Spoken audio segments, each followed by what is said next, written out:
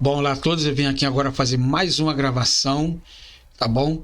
Em relação a por que Deus permitiu a queda de Satanás se já sabia do mal e do sofrimento que seguiriam.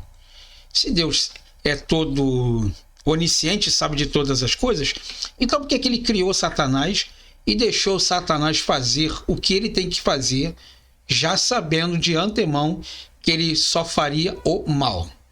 Então, eu espero que você fique comigo aqui nessa nova gravação e depois da vinheta nós voltamos.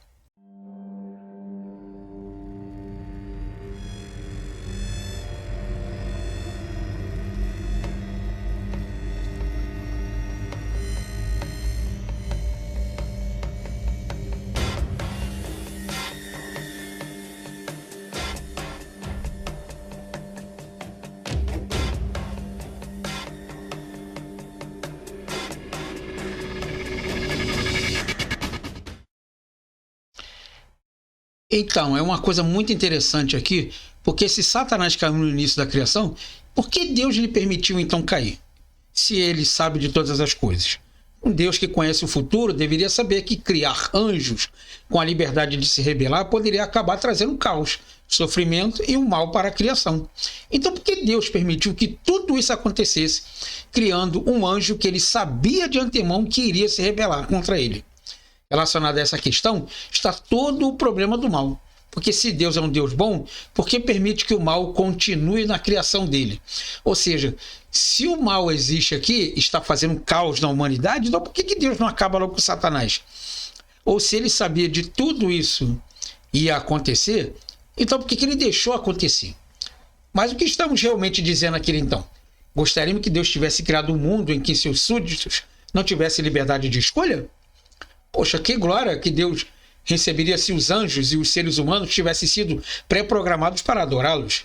Que relacionamento de amor genuíno Deus poderia ter com as suas criaturas se elas fossem obrigadas a amá-lo.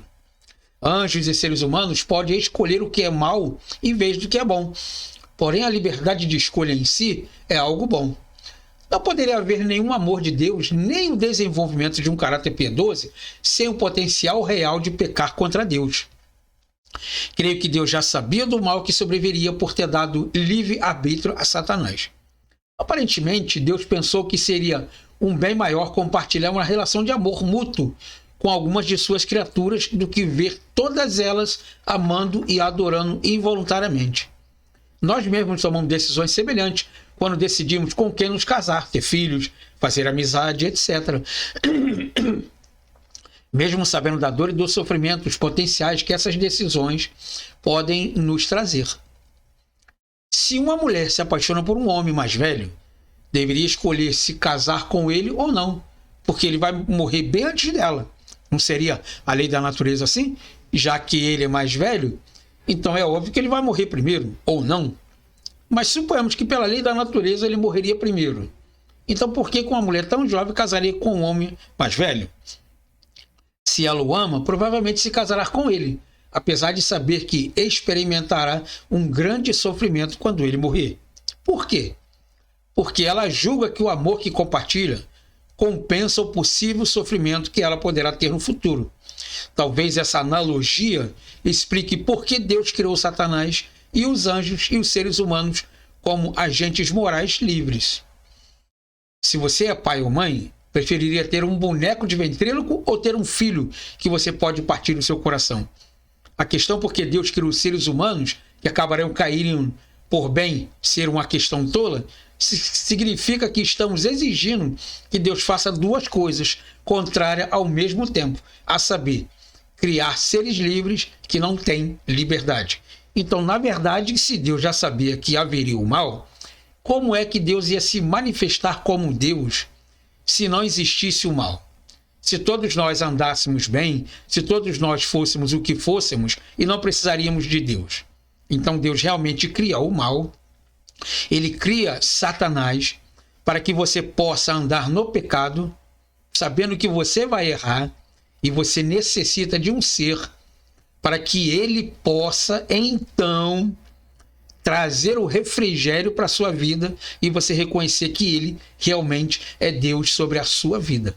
Então, na verdade, o texto aqui está dizendo que Deus não traz a questão de destruir Satanás. Ele está falando exatamente com isso aqui.